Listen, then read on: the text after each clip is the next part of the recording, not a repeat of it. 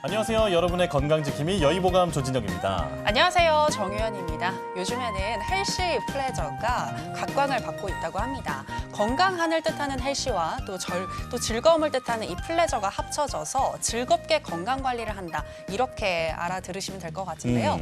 대표적인 실천 방법들을 보면은요. 밀가루 대신에 곤약으로 된 음식을 먹거나 건강을 생각해서 제로 음료를 먹는 것 등 다양한 실천법이 있다고 합니다. 네. 그리고 무엇보다도 중요한 것은요. 이 신체적인 건강뿐만이 아니라 정신적인 건강도 매우 중요하게 생각한다고 하네요. 맞아요. 이 코로나 시기에 우울증이 사회적인 문제가 됐었잖아요. 네, 그래서 그렇습니다. 그 우울증을 완화하기 위해서 식물을 키우는 분들이 많이 늘었었는데 저도 한때 식물을 많이 키웠거든요.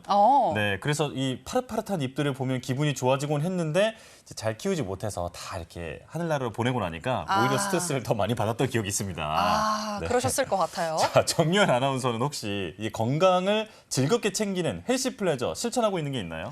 저에게 헬시 플레저라면은 저는 댄스인 것 같습니다. 오, 댄스. 춤을 잘 추지는 못하는데요. 굉장히 좋아하고요. 또 땀을 흘리면서 건강하게 운동까지 할 수 있기 때문에 저한테는 가장 이게 헬시 플레저이지 않을까라는 생각이 드네요. 네, 자 시청자 여러분도 헬시 플레저 하나씩 만들어 보셨으면 좋겠고요. 여러분의 헬시 플레저 같은 시간 여의보감 앞으로 1시간 함께 하겠습니다. 자, 오늘도 두 분의 원장님 만나보시죠. 자, 먼저 화면으로 소개해 드릴게요.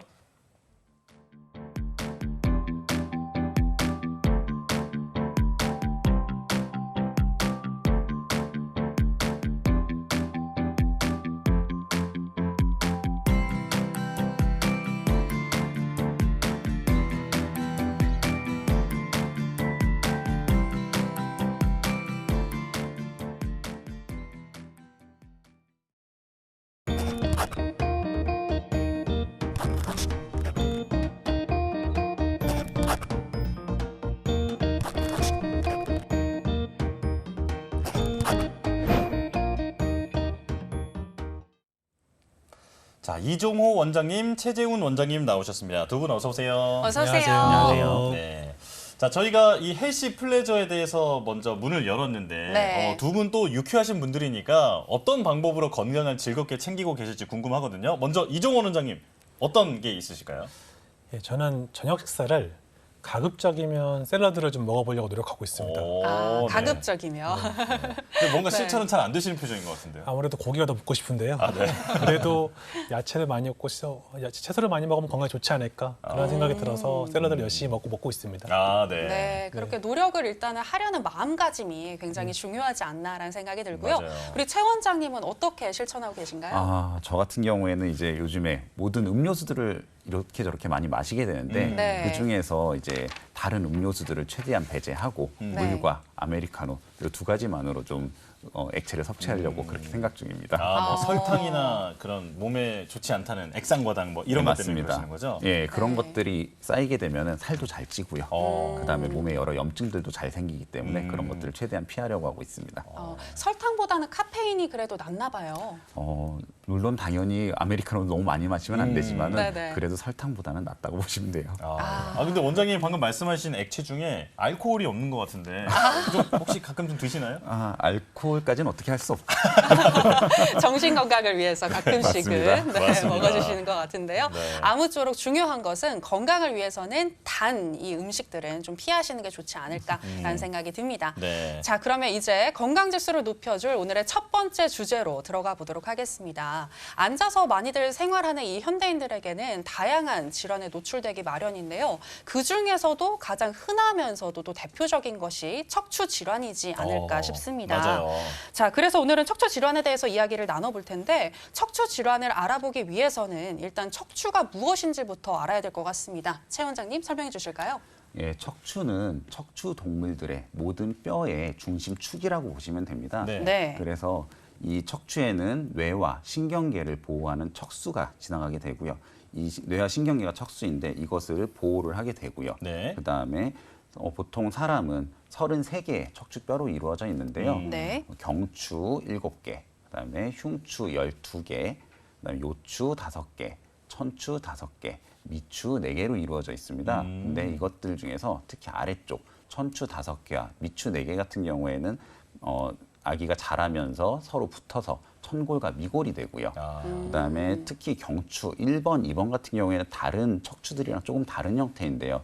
그 이유는 우리 머리의 움직임을 자유롭게 하기 위해서 다른 뼈들과는 조금 다른 모양을 가지게 됩니다. 그래서 이런 척추 뼈들이 쭉 연결이 되면서 S자, 망곡을 이루게 되고요. 네. 그리고 아까 말씀드린 경추 1번, 2번 이외에 다른 척추뼈들은 대체로 공통적인 구조를 가지고 있는데요. 이제 기둥 부분을 이루고 있는 척추체, 그다음에 뒤쪽에 관절 돌기들이 있고 이 관절 돌기 부분과 척추체를 연결시켜주는 척추경, 그다음에 관절 돌기들 사이에 또 추궁판이라고 하는 부분이 있습니다. 네. 그리고 흉추, 경추 다음에는 흉추 부분에는 네. 양쪽으로 각각 12개씩 갈비뼈가 존재하는데요. 이 갈비뼈는 흉곽을 이루는 이런 뼈가 되어서 이 안쪽에 있는 심장과 폐를 보호하는 역할을 맡게 됩니다. 그 이외에도 아까 말씀드린 척추 가운데 척추관으로 지나가는 척수가 있게 되는데요. 이 척수는 위에서부터 내려오면서 양쪽으로 계속 한 쌍씩 한 쌍씩 빠져나와서 뇌와 몸을 이어주게 되는데 총 31쌍의 척수 신경들이 나오게 됩니다. 네. 그리고 그 이외에 척추 주변을 둘러싸고 있는 연조직들이 있는데요. 그 중에서 이제 근육 같은 경우에는 척추를 실질적으로 세울 수 있게 하는 힘을 만들어주고요. 그 다음에 척추를 또 회전도 시키고 앞으로 뒤로 좌로 우로 움직일 수 있도록 움직임을 만들어주는 역할이 있습니다. 그리고 인대 같은 경우에는 총 7가지 인대가 있다고 보시면 되는데 네. 약간 탄력이 있는 이런 끈이라고 생각을 하시면 돼요. 그래서 척추와 척추들을 이어주어서 네. 이 척추가 크게 자기 자리를 벗어나지 않도록 그렇게 해주는 역할이고요. 그다음에 추간판이라고 마지막에 말씀드리면은 척추와 척추 사이에서 쿠션 같은 역할을 해주는 이 추간판이라고 하는 것이 있습니다. 네. 네. 이게 흔히 말하는 디스크인 거잖아요. 예, 맞습니다. 아, 네. 자, 이렇게 척추에 대해서 자세히 설명을 해주셨는데 이 척추의 기능, 어떤 몸의 중심축을 잡아주고 그리고 뇌와 신경계를 보호하는 역할까지 한다 설명을 해주셨습니다.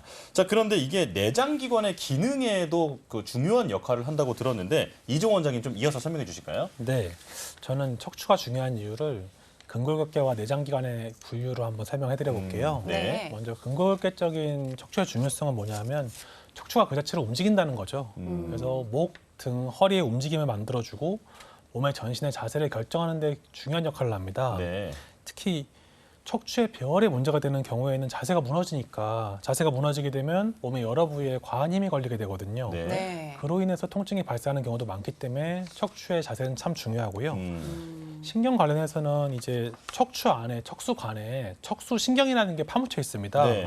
근데 이 척수신경이 아주 중요한 신경인 게 뇌에서 몸의 각 여러 부위를 다 연결해주는 역할을 하거든요. 그리고 자체적인 기능이 있기 때문에 각종 반사작용을 통해서 장기와 여러 부위들을 조율해주는 역할이 있습니다. 특히 이 특정 척추마다 각 척수신경의 역할이 있거든요. 네. 그러니까 네. 척추신경 분절이라고 하는데 분절에 따라서 각 척수신경의 기능이 고유하게 있어요. 그래서 해당하는 신경들의 그 증상에 따라서 이게 여러 가지가 있는데 네. 운동신경, 감각신경, 그리고 자율신경 등이 있는 거죠. 근데 그 중에서도 자율신경이 전체적인 내장기관의 조정을 담당하거든요. 네. 자율신경 중에서도 교감신경 조율이라고 하는 게 척수신경에 포함되어 있는데요. 흉추 1번부터 요추 3번까지 포함되어 있어요. 근데 한마디로 등 전체에 걸쳐서 내장들을 통제하고 있다. 아. 그래서 척수신경들이 전부 내장기관에 영향을 미친다는 표현인데요. 네. 저희 한의학에서 네. 족태양 방광경이라고 하는 경락이 있는데 그 경락이 척추를 따라서 흐르거든요. 네. 근데 등 쪽에 족태양 방광경 경락들을 보면 간수, 심수, 폐수 등 각 내장기관의 이름을 따서 배수혈이라고 하는 게 붙여져 있어요. 네. 네. 그래서 옛날 사람들도 척추와 이 내장과의 관계가 깊다는 걸 알고 있었고 의학적으로 봤을 때도 자율신경계와 척추의 내장 통제가 관계가 깊다는 것을 말씀드리고 싶습니다. 아, 신기하네요. 네, 교감신경부터 이 내장과의 관계까지 척추가 정말 중요한 신체적인 어떤 기능을 하는구나, 뭐 이런 생각을 좀 하게 되는 것 같은데요. 자, 그런데 이렇게 중요한 척추가 또 우리의 자세 때문에 다양한 질환에 노출이 되어 있습니다. 자, 그렇다면 척추 질환의 원인에 대해서 좀 알아봐야 될 것 같은데 제가 듣기로는 유전적인 영향도 있다고 들었거든요. 최 원장님 설명해 주실까요? 아, 예, 맞습니다. 이제 척추 질환의 원인이라고 하면 흔히들 많이 생각하는 당연히 자세 문제, 네. 그다음에 과도하거나 너무 부족한 운동, 그다음에 외부적인 충격들이 충분히 원인이 되는데요. 이런 원인들은 척추뼈 자체를 부상을 입히거나 아니면은 그 척추 주변의 근육, 인대들의 이런 연부 조직들을 또 손상을 주면서 문제를 일으킵니다. 네. 네. 특히나 만성적으로 넘어가게 되면은 연부 조직 중에서 특히 근육이 많이 굳어지고 경직이 되면서 척추 자체의 운동성을 줄이게 되고요. 척추 자체 운동성이 떨어지게 되면 이런 척추 질환들이 발생하기 굉장히 쉬워집니다. 근데 이런 것들 이외에도 또 나이, 그다음에 과체중, 유전, 흡연 등도 척추 질환의 원인이 되는데요. 네. 네. 참 안타깝게도 나이가 들면 들수록 우리 피부에 주름이 생기듯이 우리 척추를 이루고 있는 여러 연조직들에도 그런 주름이 생기듯이 퇴행성 변화가 일어나게 됩니다. 그렇게 되면 척추 질환이 더 생기기 쉽고요. 네. 그 이외에도 이 비만, 당연히 체중이 늘어나게 되면 위에서부터 아래로 누르는 힘이 강해지기 때문에 네. 척추 질환이 또 발생하기 굉장히 쉬워집니다. 어. 그리고 유전 같은 경우에는 이제 일반적으로 생각을 못 하실 수도 있는데요. 특히나 이 척추 질환 중에서 척추 측만증 같은 경우에는 네. 유전적인 요인이 좀 큰 편이에요. 오, 그래요. 네. 그래서 이제 엄마에게 딸로 조금 이제 그런 경향성이 유전이 되는 경우들이 있고요. 네. 그 이외에도 척추 중간의 디스크 부분도 유전자에 따라서 조금 더 쉽게 변형되는 경우가 있고요. 척추관, 신경이 지나가는 척추관도 쉽게 좁아지는 그런 경우들도 있습니다. 예. 이외에도 또 흡연이 굉장히 큰 원인이라고 볼 수 있는데요. 네. 네네. 흡연을 하게 되면 우리 몸 안에서 각종 미네랄들을 뺏어가게 됩니다. 네. 그런 미네랄들이 없어지면 뼈가 약해지면서 골절이 일어나기도 쉽고요. 그다음에 이 담배를 피면은 흔히 알고 계시지만 혈관이 수축이 됩니다. 네. 혈관이 수축이 되게 되면 이 척추 주변 혈관들도 수축이 되면서 척추 조직들의 영양 공급이 부족해지고 그렇게 되면은 추간판을 비롯해서 주변 연부 조직들로 이 노화가 이루어지면서 척추 질환이 나타나기 쉬워집니다. 네. 그렇군요. 흡연도 영향이 있을 줄은 몰랐는데. 그러니까요. 와, 정말 역시나 신기하네요. 흡연은 백해무익입니다. 네, 그렇습니다. 정말 꼭 금연을 해야겠다 이런 생각이 드는데요. 네. 자, 척추